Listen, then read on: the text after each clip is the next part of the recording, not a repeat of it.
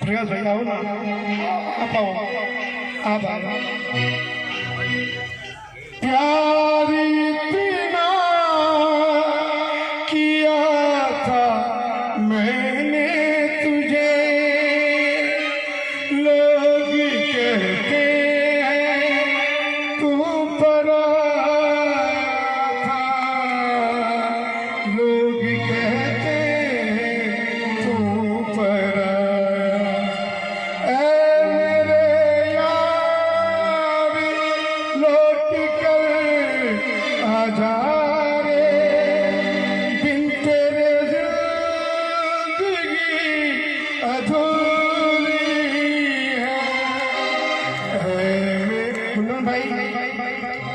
ना बजाइएगा, आंसू नहीं निकल रहे हमारे, आप ना बजाइए।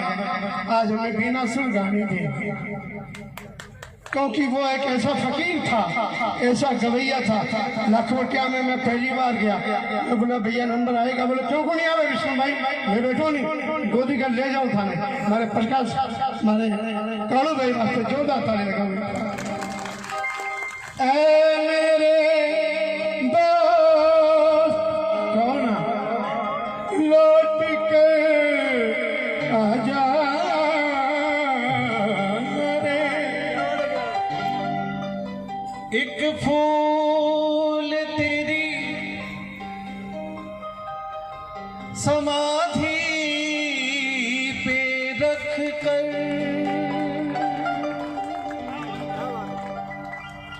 पूजूंगा तुझको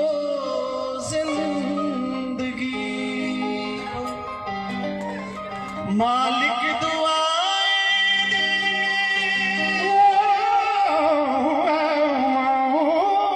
मालिक दुआएं देंगे तुझको हमेशा। मेरे आंसू मेरी बेजुबानियां, मेरे दोस्त लौट के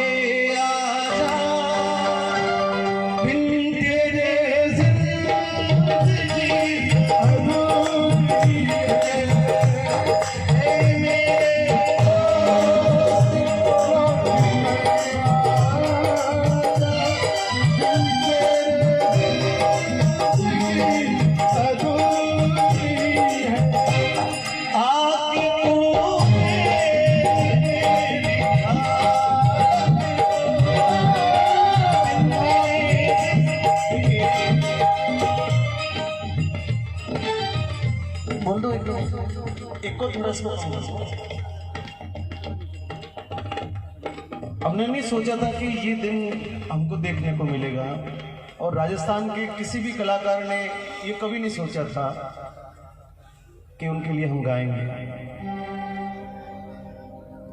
आप में से बहुत सारे लोग यहाँ पर बैठे हैं, तो सभी का किसी न किसी रूप में उनसे किसी न किसी माध्यम से किसी न किसी उनके स्वरूप से आपका दर्शन, आपका दीदार आप रूबरू हुए होंगे। कोई मित्र के रूप में हुआ होगा, कोई ऑर्गेनाइजर के रूप में हुआ होगा, कोई उनके बाल सखा के रूप में हुआ होगा, कोई उनके विद्यालय के काल में हुआ होगा। हम लोग उनके जीवन के किसी न किसी पल के साक्षी लोग बैठे हैं। जब ये समाचार जब ये फैला कि वो नहीं रहे, तो ऐसा लगा कि जैसे पूरी दुनिया, पूरा संसार, ग्रह नक्षत्र, ये संसार, पृथ्वी, हवाएं सब रुक गई है। मैं बहुत करीब था उनके, और वास्तव में करीब था। उनके जीवन की कुछ विशेषताएं थी जो शायद उनके गांव के लोग या उनके परिवार के लोग या उनके बहुत करीब के लोग उस बात को जानते हैं। उसमें से एक बात का साक्षी मैं हूं, क्योंकि जब भी मुझे वो फोन करते थे तो सिर्फ और सिर्फ अपने मन की बात करने के लिए फोन करते थे। और उनकी एक आदत थी कि जब तक फोन रिसीव नहीं होता था तब तक वो लगातार फोन करते थे, भले आधा घंटा, घंटा पर। तो मैंने उनको पूछा, मैंने कहा कालू भाई आप इतने वर्षों से, क्योंकि 2001 के साल से मैं उनके सफर का साक्षी रहा, जब उन्होंने गुरुजीरा शब्द अमोल और काना काकरिया नाम से, जब काना काकरिया को जब उन्होंने दुनिया में लाया था, उसके साथ में उन्होंने अपने गांव के प्रति, वो चाहते तो अपने नाम के पीछे परिहार लगा सकते थे, वो चाहते थे। जब कैसेट पे फर्स्ट बार में जब कैसेट पे लिखा जाता है यदि किसी ऑडियो पर, तो वो उसका सरनेम, वो जो चाहता वही लिखा जाता। फर्स्ट बार में कंपनी पूछती है कि आपके पीछे क्या लिखना है, तो वो चाहते तो परिहार लिखा सकते थे या अपने मन से कुछ भी नाम लिखा सकते थे। लेकिन उस आदमी की इस गांव के प्रति श्रद्धा रही कि उन्होंने अपने नाम के पीछे बिखरनिया लिखना तय किया, और इस बिखरनिया गांव को पूरे विश्व के सामने उन्होंने इस गांव को चमका दिया, रोशन कर दिया। उसके बाद में उनकी दूसरी जो विशेषता थी कि उन्होंने अपने शुरुआती दौर में जो कुछ कमाया वो सब अपने परिवार के लिए, अपनी बहनों की शादियां की, अपने बहनों की शादियां की, उनके बाद में अपने भाइयों को सेटल किया। और इस पूरे कार्यकाल में उनके जीवन के लगभग 15 वर्ष बीत गए। उन्होंने जो कमाया, जो मिला उन्होंने, और 2-3 कार्यक्रम तक साक्षी रहा, क्योंकि उनकी बहन का जब विवाह था तो मैं उस कार्यक्रम में था। यहाँ हमारे साहब के यहाँ पर, ठाकुर साहब के यहाँ पे उसका कार्यक्रम रखा गया। 2 वर्ष पहले उनके पिताजी शांत हुए, तब हम उस माता जी उस जागरण में हम आए, तो उसको भी उन्होंने पूर्ण कर्तव्य रूप से निभाया। और फिर अभी लॉकडाउन में उन्होंने कहा कि प्रकाश भाई बहुत सुख के दिन जब आए थे, तो ये कोरोना नाम का ये दैत्य जो आया वो मेरे जीवन को बहुत मुश्किल में डाल गया। मैं कभी कभी पूछता था, मैंने कालू भाई आपको कुछ भी आवश्यकता हो, निसंकोच आप किसी और को कहें ना कहें, आपका मन हो, लेकिन मुझे जरूर कहिएगा कि मैं क्या कर सकता हूं आपके लिए।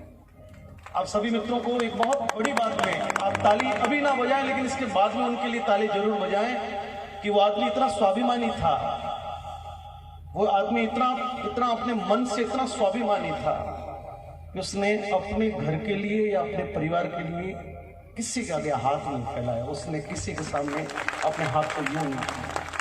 उसको लगता था कि जो मुझे मिलेगा मेरी मेहनत से मिलेगा, जो मुझे गाने के बाद में मिलेगा या मुझे मेरे गायन के बाद में मुझे तोहफा मिलेगा, उस पर मेरा अधिकार हो सकता है, लेकिन मैं अपनी प्रसिद्धि का, मैं अपनी योग्यता का या मैं अपने परिचय का मैं किसी भी प्रकार से फायदा उठाऊंगा। मैंने उनको बहुत बार कहा। एक बार अभी लॉकडाउन में बोला गाड़ी में टायर नहीं है, मैंने कहा मैं भेज देता हूँ। बोले कि नहीं, मेरे को बहुत ज्यादा आवश्यकता पड़ेगी, जिस दिन मेरे किसी भी कार्य में मैं जब बस नहीं चलेगा प्रकाश भाई मैं उस दिन फोन करूंगा, उससे पहले मैं इस बात को नहीं करूंगा। ये अपने आप में एक कलाकार के लिए बहुत बड़ी कुंजी होती है। आप सभी लोग आए थे और वो ऊपर बैठा बैठा हम सभी को बहुत आराम से फकीर के जैसे वो हंसता हंसता हम सबको देख रहा है। ये मेरा विश्वास है, क्योंकि वो मौज में चला गया, वो मौज में चला गया और वो जीते जी मौज में था, वो जीते जी फकीर के रूप में था। किसी भी प्रकार के दर्द को उसने व्यक्त नहीं होने दिया, किसी भी पीड़ा को उसने लोगों के बीच में नहीं आने दिया। खुद के घर में, खुद के शरीर में किसी भी प्रकार की तकलीफ है, लेकिन उसने उस तकलीफ को लोगों के बीच में नहीं आने दिया।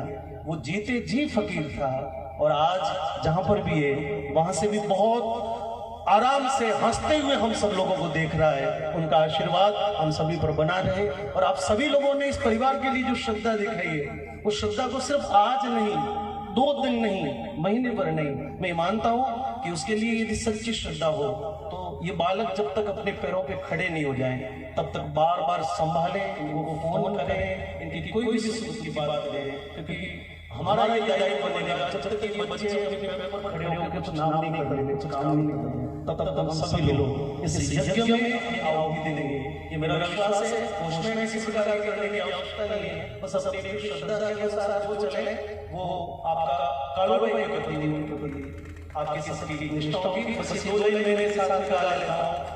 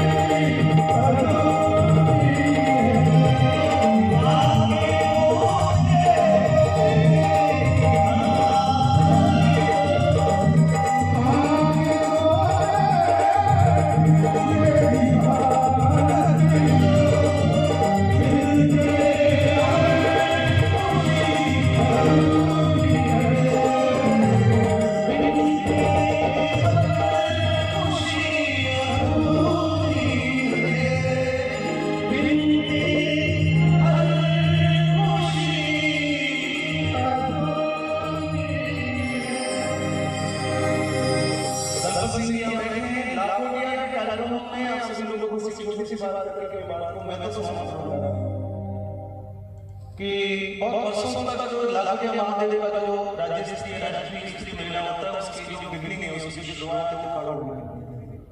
सरस्वती वंदना उनके खाते में फिक्स लिखी होती थी, उनको याद है, ताली लगा। तो वहां पर आप सब लोग में से सिर्फ गया हो शायद, लेकिन यहाँ पर जितने भी हमारे गायन वादन से संबंधित लोग बैठे हैं, वहां पर सामने जो दर्शक बनती थी उसमें बीच का जो जगह थी वो उसको ये जो मेहमान विशिष्ट लोग जो होते थे उनके लिए बैठने के लिए वो स्थान मुक्त किया जाता था। तो जो भी राजनीति से जुड़े हुए या जो भाषा लोग हैं या जो समाज में अपनी प्रतिष्ठा रखते हैं उन लोगों के लिए बैठने के लिए संयोग से ये दलपति जी हमको मंच चले को विष्णु भाई उनको भी आग्रह करते थे, आशा बैठे हैं, रंजन जी है, तो जो भी वहां पर वरिष्ठ जो दिलीप भाई है, मैं सबके नामों का लंबा हो जाएगा आप अन्य था नहीं, पर जो भी वरिष्ठ तब तो इनको लगता था कि उस दर्शक के जीवन में ये जगह भी उठाना, तो वो भाई भी आते और वो अपनी मौज आते थे, अकेले नहीं आते थे, वो 5-10 लोग अपनी गाड़ी में मस्ती वाले थे। तो हम बहुत आदर करते थे कि चलो भाई हमारे साथ आना, लेकिन वो हमेशा अपनी मौज में अपने आए हुए साथ में लोगों के साथ अलग ही अपनी मस्ती में बैठे थे। ये भी अपने लोगों को विशेषता थी। और अभी जब यहाँ पर दलपत सिंह आए हम लोग बैठे थे तो मैं सच कह रहा हूँ मेरा भी थोड़ा सा मानसिक अभी कोरोना के कारण से ठीक नहीं है, थोड़ी देर के लिए मैं भूल गया, मुझे लगा कि शायद लाला क्या क्या क्या में बैठे हैं मंच चला ऐसा एक विचार आया, लेकिन अचानक से जब उनकी तस्वीर देखी फिर याद आया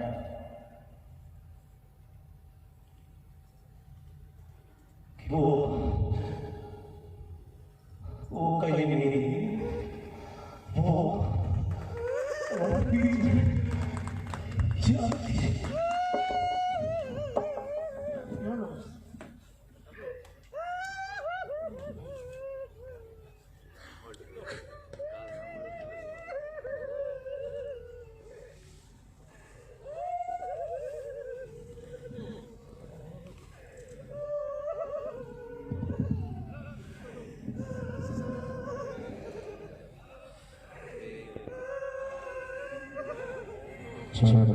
सभी हिम्मत से काम लें, हम सब भजन गाए इस शैली से हम मंच पर भजन गाते हैं, दुनिया को कुछ ना कुछ बातें सिखाते हैं, कुछ हम लोग भी ग्रहण करते ही, लेकिन आदमी का मन हमेशा बहुत कमजोर होता है और किसी का धीरे जवाब दे जाता है, लेकिन हम जैसे आदमी होंगे अभी तक भी विश्वास नहीं होगा कि कल को याद हमारे बीच में नहीं है। मुझे नहीं लगता है कि कल को हमारे बीच में नहीं है, लेकिन मैं आप लोगों से निवेदन करता हूँ कि एक बार कल के लिए जोरदार तालियां बजाकर से